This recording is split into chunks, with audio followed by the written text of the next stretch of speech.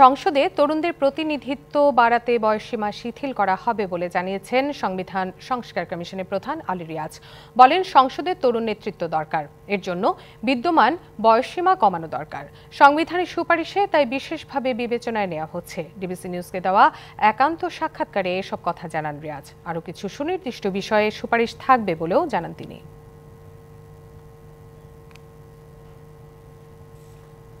স্বাধীনতোত্তর বাংলাদেশ সংবিধানে কাঁটাছেঁড়া করা হয়েছে ১৭ বার।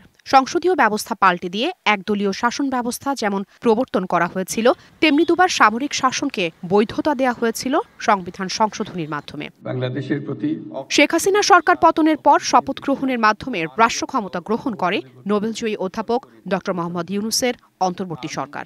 আমি সংবিধানের রক্ষণ।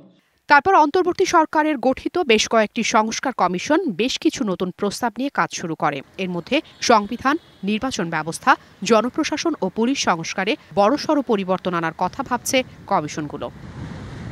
এখন পর্যন্ত রাষ্ট্র সংস্কারে মোট 10টি কমিশন গঠন করা হলেও এই মুহূর্তে সবচেয়ে বেশি গুরুত্ব পাচ্ছে সংবিধান ও নির্বাচনী সংস্কারের বিষয়গুলো। তার মধ্যে সংবিধান সংস্কার বিষয়ক কমিশন কাজ শুরুর পর পঞ্চদশ সংশোধনী বাতিল, আনুপাতিক হারে ভোটের বিধান, দ্বিকক্ষ বিশিষ্ট সংসদ চালু, প্রধানমন্ত্রীর ক্ষমতা কমানো সহ সংবিধানে বেশ কিছু পরিবর্তনের সুপারিশ দেবে সংবিধান সংস্কার কমিশন।